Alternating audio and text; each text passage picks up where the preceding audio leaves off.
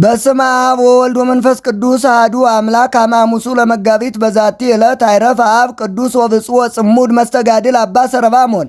አንድ አምላክ በሆነ በአብ በወልድ በመንፈስ ቅዱስ ስም መጋቢት 5 በዝች ቀን በአስቄጥስ ገዳም በአባ ዮሐንስ ደብር አበምኔት የነበረው ክቡር ቅዱስ መናኝና ገድለኛ አባት አባ ሰረባሞን አረፈ። ይህም ቅዱስ በአስቄጥስ ገዳም በአባ ዮሐንስ ቤተ ክርስቲያን ውስጥ ከልጅነቱ ጀምሮ መነኮሰ። ቅዱሳን አረጋውያንንም እያገለገለና 32 ዓመት ያህልም ብዙ ተጋድሎን እየተጋደለ ኖረ። ከዚህም በኋላ በዚሁ በአባ ዮሐንስ ገዳም አበምኔት ሆኖ ተሾመ። የተጋድሎንም ሥራ በዛ። ከመነኮሰበት ጊዜ ጀምሮ እስካረፈበት ጊዜ ድረስ ሁልጊዜ ይጸልይና ይጾም ይተጋም ነበር። በካህናት አለቃ ሹመት 20 ዓመት ከኖረ በኋላ በቤተ ክርስቲያን ውስጥ ራሱን እስረኛ አደረገ። እኒህም 15 ዓመታት እስቲፈጸሙ ከቶ ከሰው ማንንም አላየም። በእኒህም በ15ቱ ዓመታት ከቅዳሜና ከእሑድ ሰንበት በቀር አይበላም አይጠጣም ነበር። እረፍቱን በቀረበ ጊዜ እግዚአብሔር መልአክ በሕልም ታየው። ይህን መስቀል ያዝ ብሎ የእሳት መስቀል ሰጠው። ቅዱሱም እሳትን መያዝ እንዴት ይቻለኛል ብሎ መለሰለት። መልአኩም አትፍራ፣ ክብር ምስጋና ይግባውና ጌታችን ክርስቶስ በአንተ ላይ ለእሳት ስልጣንን አልሰጣትም ብሎ መለሰለት። የጸናች እጁንም ዘርግቶ ያንን መስቀል ከመልአኩ እጅ ተቀበለ። ሁለተኛ መልአኩ እንዲህ አለው፣ በርታ፣ ስጋውንና ደሙን ተቀበል። እስከ 10 ቀን ድረስ መጥቼ ወስዳለሁ። ከእንቅልፉም በነቃ ጊዜ ለቅዱሳን አረጋውያን ነግሮ ተሰናበታቸው። እነርሱም አለቀሱ፣ በእግዚአብሔርም ፊት እንዲያሳስብላቸው ለመኑት። እርሱም ደግሞ በጸሎቶቻቸው ሁልጊዜ እንዲያስቡት ለመናቸው። ከዚህም በኋላ ስጋውንና ደሙን ተቀበለ። ቅዱሳን አረጋውያን ከእርሱ ጋር እያሉ በሰላም አረፈ። እንደሚገባም በዝማሬና በብዙ ጸሎተ ማህሌት ገንዘው በጻድቃን መቃብር ቀበሩት። እግዚአብሔርም በጸሎቱ ለዘላለሙ ይማረን አሜን። ሰላም እብል ለሰረባሞን ቡሩክ ዘሞቃ ሪሶ እንበለምሂቅ መስቀለ እሳት ሎቱን ዘይሜጦ በሰርክ ተፍራ ይቤሎ ሰማያዊ መልአክ እስመ ዋበከ ላዕሌሁ ስልጣነ አምላክ። ዳግመኛም በዝች ቀን የስሟ ትርጓሜ ሰላምና መወደድ የሆነ የከበረች አውዶክስያ በሰማዕትነት አረፈች። ይህችም የተወደደች ቅድስት በሊባኖስ ተራሮች አቅራቢያ በበስራ አውራጃ አልበክ በሚባል አገር ከሚኖሩ ሰዎች ወገን ነበረች። እሷ በሮም ንጉሥ በጢባሪዎስ ዘመነ መንግሥት ነበረች። የአባቷም ስም ዮናስ የእናቷም ጠባቢት ይባላል። የቀደመው ኑሮዋ በዝሙትና በርኩሰት ነበር። ብዙዎችን አሳስታ ከእርሷ ጋር በኃጢአት ትጥላቸው ዘንድ ፊቷን ታሳምር ነበር፣ መልኳንም ታስጌጥ ነበር። በዚህም በረከሰ ሥራ ብዙ ገንዘብ ሰበሰበች። በኢየሩሳሌምም የሚኖር ስሙ አባ ግርማኖስ የሚባል አንድ ጻድቅ መነኮስ ዝናዋን ሰምቶ ደርሷ መግባት በለመዱ ሰዎች አምሳል ሆኖ ደርሶ አገባ። ገብቶም ከእርሷ ጋር በቤት ውስጥ ተቀመጠ። ፈጽሞ በሚያስፈሩ ቃሎች ሊመክራትና ሊገስጻት ጀመረ። በገሃነምም ትሉ የማያንቀላፋ እሳቱ የማይጠፋ ጨለማው የሚዳሰስ የሚመስል በየአይነቱ የሚያስፈራ ስቃይ መኖሩን አሳሰባት። እርሷም ከሞቱ በኋላ የሰዎች በድኖች አፈር ከሆኑ ተነስተው ይሰቃያሉን ብላ መለሰችለት። አዎን አላት። ለዚህ ለምትነግረኝ ነገር ምልክቱ ምንድነው? እግዚአብሔር ለሙሴ በሰጠው ኦሪት አልተጻፈ፣ አባቶቻችንም ይህንን አላመኑም አለችው። እርሱም በፍርድ ቀን ሙታን እንደሚነሱ፣ ስለ ኃጥአንም ስቃይ፣ ስለ ጻድቃንም ተድላ ደስታ በኦሪት መጽሐፍና በአዲስ ኪዳን መጽሐፍ ተጽፎ እንዳለ ገለጠላት። ትምህርቱና ተግሳጹ በልቧ አደረ። በፍርድ ቀን ሙታን እንደሚነሱ አመነች። እንዲህም አለችው፣ ከዚህ ከረከሰ ሥራ ብመለስ እግዚአብሔር ይቀበለኛልን? አለችው። አባ ግርማኖስም ወደ ዓለም እንደመጣና ተሰቅሎ ደሙን በማፍሰስ ኃጢአታችንን እንዳራቀልን በክብር ባለቤት በጌታችን በኢየሱስ ክርስቶስ ስም ካመንሽ ስለዚህ የነጻችና የጸናች ንስሐ ይሆንልሻል። የክርስትና ጥምቀትንም ተጠመቂ፣ እግዚአብሔርም ይቀበልሻል። አስቀድመሽ ከሰራሽው ኃጢአት ምን አያስብብሽም። ከእናትሽ ማፀን እንደተወለድሽበት ቀን ትሆኛለሽ እንጂ የክብር ባለቤት የጌታችን የኢየሱስ ክርስቶስ የቀናች ሃይማኖት ደጆችም ይከፈቱልሻል አላት። ያን ጊዜም የክርስትና ጥምቀትን ያጠምቃት ዘንድ ለመነችው። እርሱም ወደ አልበክ ከተማ ኤጲስቆጶስ ወስዶ አደረሳት። እርሷም በኤጲስቆጶሱ ፊት በልዩ ሦስትነት በመድኃኒታችን ክርስቶስም ሰው በመሆኑና ሙቶ በመነሳቱ አመነች። ኤጲስቆጶሱም ተነስቶ በኋላ ጸልዮ አጠመቃት። እግዚአብሔርም አይነ ልቡናዋን ገልጦላት ብሩህ መልአክ ወደ ውሃው ሲስባት ሌሎችም መላእክት ስለ እርሷ ፈጽሞ ደስ ሲላቸው ተመለከተች። ከዚህም በኋላ ገጻቸው የሚያስደነግጥ ጥቋቁሮችን አየች። ከእርሳቸውም አንዱ መልኩ የከፋ ሲጎትታት፣ እርሱም በእርሷ ላይ ሲቆጣ ነበር። ይህንንም ራእይ ባየች ጊዜ ክርስትና ሃይማኖት ፍቅር በልቧ ተጨመረ። ኃጢአት በመስራት የሰበሰበችው ገንዘቧን ሁሉ ለድሆችና ለችግረኞች ሰጠች። ከደናግል ገዳማትም ወደ አንዱ ገዳም ገብታ የምንኩስና ልብስ ለብሳ ፍጹም የሆነ ታላቅ ተጋድሎን ተጋደለች። ከአጋንንትም ጋር ተዋጋች። ሰይጣንም አስቀድሞ ከእርሷ ጋር ሲያመነዝሩ ከነበሩ በአንዱ ሰው ልብ አደረ። ወደ መኮንኑ ሂዶ ነገር ሰራባት። መኮንኑም ወደ እርሱ እንዲያቀርቧት አዘዘ። በደረሰችም ጊዜ ከደጅ ቆመች። በሞተውም በመኮንኑ ልጅ ላይ ታላቅ ጩኸትና ልቅሶ አየች። ገብታም ክብር ይግባውና ወደ ጌታችን ኢየሱስ ክርስቶስ በመጸለይ ማለደችው። የሞተውን የአገረ ገዢውንም ልጅ ከሞት አስነሳችው። መኮንኑም ይህን ድንቅ ተአምር ባየ ጊዜ እጅግ አደነቀ። ክብር ይግባውና በጌታችን በኢየሱስ ክርስቶስ ስም በእርሷ ምክንያት ፍጹም የጸና እምነትን አመነ። ከእርሱ በኋላም ስለ እርሱ ስሙ ዲዮግኖስ የሚባል ሌላ አገረ ገዥ ተሾመ። የዝችንም ድንግል ዜናዋን ሰምቶ ወደ እርሱ አስመጣት። እርሱም በአደባባይ ውስጥ ዓይኑ አንድ አይና የሆነ ጎልማሳ አየ። ጸለየችና በመስቀል ምልክት በዓይኑ ላይ አማተበችበት። ያን ጊዜ ዓይኑ ተገልጦ አየ። ያደረገችውን ይህን ድንቅ ስራ አይቶ ድንግሊቱን ወደ ቦታዋ መለሳት። ከእርሱም በኋላ ደግሞ ሌላ ስሙ በከኒቶስ የሚባል አገረ ገዥ ተሾመ። እርሱም ዝናዋን ሰምቶ ይችን ቅድስት አውዶክስያን ወደ እርሱ አስመጣት፣ ሊያሰቃያት ፈልጎ። እርሷም ክብር ይግባውና ጌታችን ኢየሱስ ክርስቶስን እድሏን ከሰማዕታት ጋር ይሰጣት ዘንድ ለመነችው። እግዚአብሔርም ልመናዋን ተቀበለ። ራሷን በሰይፍ እንዲቆርጡ መኮንኑ አዘዘ። በመንግሥተ ሰማያትም የሰማዕትነትን አክሊል ተቀበለች። ጸሎቷና በረከቷ ለዘላለሙ ከእኛ ጋር ይኑር። ሰላም ለአውዶክስያ ከመትፍ ዲፍዳ በመጥባይት በሊ እስከ መተሩ ክሳዳ እስመተ ሊወ ጽድቅ አብደረት ባህዲገ እኩይ ልማዳ ነጸረት ለተጠምቆ ሀበቀላየማይ ያውርዳ እንዘይስባ መልአክ ቀዊሞ ባውዳ ሰላም ለአባ ግርማኖስ እንተ ሰረቀ ምዕዛሩ በኢየሩሳሌም አገሩ ለዝ ጻድቅ በሰናይ ዘሰናይ ምግባሩ ሶበ መላ በአምሳለማይ አማውቲያ ነገሩ ልብ አውዶክስያ ተመይጠ እምኩይ ግብሩ። በዝችም ቀን ታምራቱና ትሩፋቱ እንደ ሰማይ ከዋክብት የበዛ የእግዚአብሔር ማደሪያ የሆነ ቅዱስ አባት ተጋዳይ አባ ገብረኖስ ቅዱስ የዕረፍቱ መታሰቢያ ሆነ። ይህም ቅዱስ አባት በተወለደበት ቀን ድንቅ የሆነ ስራን ሰራ። ተነስቶ ከእናቱ እቅፍ ወርዶ ከጨለማ ወደ ብርሃን ላወጣኝ ለአብ ለወልድ ለመንፈስ ቅዱስ ምስጋና ይሁን እያለ ለሥላሴ ሰግዷልና ምስጋናም አቅርቧልና። ሕፃኑም 3 ዓመት በሆነው ጊዜ እግዚአብሔር መልእክተኛ ቅዱስ ገብርኤል ወርዶ ሕፃኑን ከእናቱ እቅፍ አንስቶ ብዙ ባሕታውያን ወዳሉበት ገዳም ወስዶ በደጅ አኖረው። ወደ አበምኔቱ ወደ አባ ዘመደ ብርሃን ገብቶ ስለ ሕፃኑ እግዚአብሔርም ያዘዘውን ሁሉ ነገረው። በዚያን ጊዜ ነገሩ እውነት እንደሆነ ይረዳ ዘንድ አባ ዘመደ ብርሃን ተነስቶ ወደ ደጅ ወጣ። መልአኩም እንደነገረው ሕፃኑ ከበር ተቀምጦ ፈገግታን ተመልቶ አገኘው። እጅግም ደስ ብሎት ለእግዚአብሔር ሰገደ። ሕፃኑንም አንስቶ ሳመው፣ ታቅፎም ወደ ባቱ አስገባው። በፍቅር በሥነ ሥርዓት አሳደገው። የዳዊትን መዝሙርና ቤተ ክርስቲያን የምትቀበላቸውን መጻሕፍት ሁሉ ብሉይና አዲስን አስተማረው። ከዚያ በኋላም ክህነት የሰጠው ዘንድ ስሙ አብርሃም ወደሚባል ጳጳስ ወሰደው። ጳጳሱም ባየው ጊዜ ደስ አለው።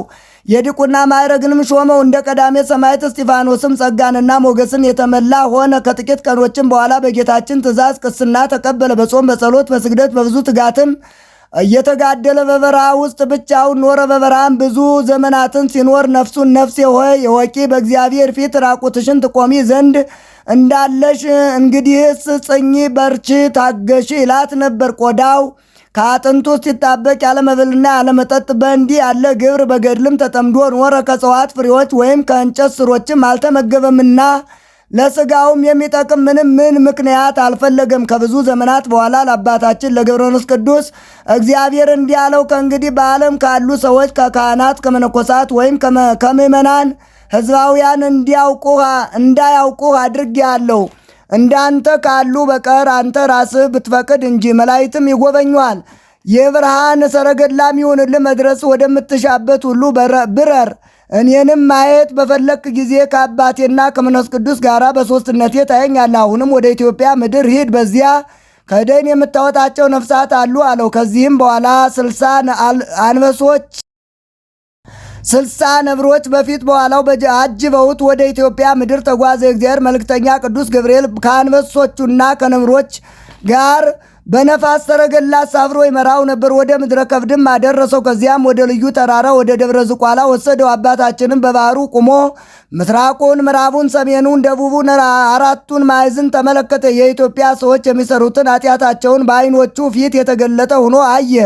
በራሱም ተዘቅዝቆ ተወርውሮ ወደ ባህሩ ውስጥ ገባ። ሊህን የእጅህን ፍጥረቶች የሆኑትን ካልማርካቸው ከዚህ ባህር እንዳልወጣ በእግሮችም እንዳልቆም በሕያው ስምህ እምላለሁ እያለ ማለ። እንዲህም ሆኖ 40 ቀን 40 ሌሊት ኖረ። ስምህን የጠራውን መታሰቢያን ያደረገውን እምርልሃለሁ የሚል ቃል በመልአክ አማካኝነት ወደ አባታችን መጣ። አባታችንም መልአኩን መላውን የኢትዮጵያን ሰው ካልማረልኝ ከዚህ ባህር አልወጣም አለው። መልአኩም ካጠገቡ ሄደ። አባታችን ገብረ መንፈስ ቅዱስም በዚያ ባህር ውስጥ 100 ዓመት ኖረ። ሥጋው ሁሉ አለቀ፣ ደሙም በባህሩ ውስጥ ፈሰሰ። አጥንቶቹም እንደ በረዶ ነጭ ሆነው ታዩ። አጋንንትም ከአራቱ ማዕዘን በየቀኑ 700 ሺህ 300 ሺህ እየሆኑ በመምጣት በቀስታቸው ይነድፉታል። እስከ 100 ዓመትም አጥንቶቹን በሻፎ ድንጋይ ይፍቁታል።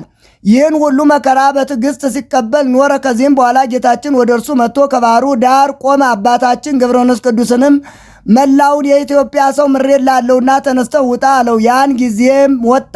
አጥንቶቹም እንደ ወንፊት ቀዳዳ የተበሳሱ ሆነው ተገኙ። ጌታም ዳሰሰውና ጤነኛ አደረገው። ወደ ምድረ ከብድም ሰደደው። ከዚያም ወደ ላይ ወጥቶ ከፀሐይ በላይ ከሰማይ በታች እስከ 7 ዓመት ኖረ። ዳግመኛም ወደ ምድረ ከብድ ተልኮ እንደ አምድም የተተከለ ሆኖ 7 ዓመት ቆሞ ኖረ። ወደ ሰማይም ሲመለከት ቅንድቦቹን አልከደንም፣ ራሱንም ወደ መሬት ዝቅ አላደረገም ነበር። እጆቹም ወደ ሰማይ ተዘርግተዋል ነው። ሰይጣንም በቁራ ተመስሎ መጣ። ዓይኖቹንም ወደ ሰማይ ያንጋጠጡ ሆነው አገኛቸው። በራሱ ላይ ተቀምጦ ሁለቱን ዓይኖቹን አንቁሮ አሳወረው። እርሱ ግን ምንም ሳያጎድል እስከ 2 ሳምንት ድረስ እንደ ቀድሞ በመትጋት ሲጸልይ ኖረ። ከዚህም በኋላ ሚካኤልና ገብርኤል መጥተው በፊቱ ቆሙ። በሁለቱ ዓይኖቹ ላይም እፍ አሉበት። ብርሃንም ተሰጥቷቸው እንደ ቀድሞው አዩ። ከሰማይ ታላቅ ኃይል ተሰጥቷልና ጠላቶችን ትበቀላቸው ዘንድ ወደ ዝቋላ ሂድ አሉት። ከዚያም መላእክት ካጠገቡ ሄዱ። እርሱም ተነስቶ ወደ ዝቋላ ተጓዘ። በጎዳናም ሲጓዝ 3 ሽማግሌዎች ከእንጨት ጥላ በታች ተቀምጠው አየ። አባታችንም ባያቸው ጊዜ ልሰወራቸው ብሎ በልቡ አሰበ። እነርሱም ፈጥነው በእግዚአብሔር ዙፋን ተማጥነንሃልና 3ታችንንም በጀርባ እያዘል ከአንዳንድ ምዕራፍ ሸኘን እንጂ አትተወን ብለው ተጣሩ።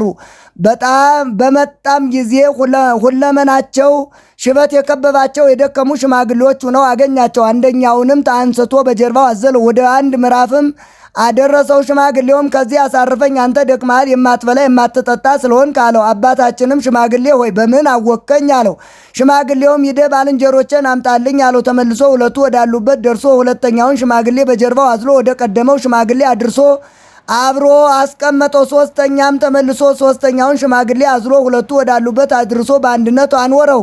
አባታችን ገብረ መንፈስ ቅዱስም እነዚያን አረጋውያን እናንተ ከወዴት ናችሁ? መዓዛችሁ ልብ ይመስጣል፣ እጅግም ደስ ያሰኛል አላቸው። እነርሱ ግን ተነስተው ቆሙ። አንድ ሲሆኑ 3 ሲሆኑ አንድ መሆናቸውን ገለጡለት። የአባቶች አለቃ አብርሃም እንዳየ አየ። ያን ጊዜም የእግዚአብሔርን የጌትነቱን ክብር አየ። የእሊያ አረጋውያን ፊታቸው ተንቦገቦ ከፀሐይና ከመብረቅ ብልጭታም 7 እጅ በራ። አባታችን በምስጢራት ጎርፍ ተናወጠ፣ የተዋጠ ሆኖ ፈራ፣ ተንቀጠቀጠ፣ በምድር ላይም ወደቀ። ሕልምንም የሚያልም መሰለው። ከዚያም ጌታችን አባታችንን አነቃውና 100 ዓመት ያህል ሥጋን ሲነድፉ አጥንቶችን ሲፍቁ የኖሩ አጋንንትን ታጠፋቸው ዘንድ ወደ ዝቋላ ተራራ ውጣ አለው። እኔ እንደ ወሰድኩ ባለማወቃቸው በባህር ውስጥ አለ በማለት በትዕቢት ላይ ናቸው። 7ቱ ሊቃነ መላእክትም ይረዱዋል፣ መባርክትም በፊት በኋላ ሁነው ይከተሉዋል አለው። ያን ጊዜ አባታችን ገብረ መንፈስ ቅዱስ በመብረቅ ላይ ተጭኖ በረረ። እነዚህ አጋንንት ወዳሉበት ወረደ። ደመናትም ከበቧቸው። መላእክትም በእሳት ሰይፍ መተሯቸው። በመብረቅም አጨዷቸው። አመድ ሁነው በነፋስ በተኗቸው። የእነዚያም አጋንንት ቁጥራቸው 700 ሺህ እልፍ ከ1 ሺህ ነበር። ከዚህም በኋላ ጌታ ክርስቶስን የካዱ ወዳሉበት ወደ ምዕራብ አገር ወሰደው። ነገሥታቱና መሳፍንቱ መኳንንቱም በሚወጡበትና በሚገቡበት ጎዳና ላይ አቆመው። ጌታችንም በዚህ ጎዳና ብዙ መከራ ያገኛል፣ ግን በርታ ታገስ ብሎት በዚያ ተወው። በዚያን ጊዜም የአረብ ንጉሥ ጣዖታቱን አስይዞ መኳንንቱን ሰራዊቱን አስከትሎ በዚያ ጎዳና መጣ። አባታችን ገብረ መንፈስ ቅዱስን በጎዳና ውስጥ በተገናኙት ጊዜ ጣዖታቱ ወድቀው ተሰበሩ። ንጉሡ አባታችንን ባየው ጊዜ አንተ ጠጉር ለባሽ ምንድነት ሰውነህን አለው። አባታችንም አዎን ክብር ያለው የኢየሱስ ክርስቶስ ባሪያው የሆንኩ ሰው ነኝ ብሎ ለካዲው ንጉሥ መለሰለት። ንጉሱም ዳግመኛ አባታችንን በዚያ አይሁድ በሰቀሉት ታምናለህን አለው። አባታችንም በሰው ፊት አምንበታለሁ፣ ስለ እኔ በተሰቀለው አላፍርበትም አለ። ለእኔ ብቻ የተሰቀለ አይደለም፣ ስለ አንተና ከአንተ ጋር ስላሉትም ነው እንጂ ንጉሥ ወይ የዘላለም ሕይወትን ታገኛላችሁና እመኑበት አለው። ንጉሱም ይህን ነገር በሰማ ጊዜ ተቆጣ። ሰራዊቱንም ጠርቶ በፍጥነት እሳትን አንድዱ፣ ለተሰቀለው ለናዝሬቱ ሰው ባሪያው ነኝ የሚለውን ጠጉር ለባሽ ወስዳችሁ ጨምሩት አላቸው። የእሳቱም ነበልባል በረጅም ዛፍ መጠን ከፍ ከፍ እስከሚል አነደዱ። አባታችን ግን ንጉሱና ሰራዊቱ ሁሉ እያዩት አልፎ በፈቃዱ ወደ እሳቱ ገባ። እሳቱም እንደ ወንዝ ውሃ ሆነ። ሰራዊቱም እጅግ አደነቁ። እኩሌቶቹም የክብር ባለቤት በሆነ በጌታችን ኢየሱስ ክርስቶስ አመኑ። ንጉሱም ሲያደንቁ ባየ ጊዜ ፈጽሞ ተቆጣ። ከ77 አርበኞቹ ጋር በቁጣ ተነስቶ ያደነቁትንና ያመኑትን አንገታቸውን ቆረጠ። በዚያችም ቀን የተቆረጡ 40 ሺህ ሆነው ተቆጠሩ። ንጉሱም የአባታችንን አንገት ሊቆርጥ ሰይፉን መዞ ተወርውሮ ሄደ። ያን ጊዜ ከመብረቅና ከነጎድጓድ ጋራ ታላቅ ንውጽውጽታ ሆነ። ንጉሱንም ከሰራዊቱ ጋር አጠፋው። ከካዲው ንጉስ ጋራ የሞቱት ቁጥራቸው 4,000 እልፍ ሆነ።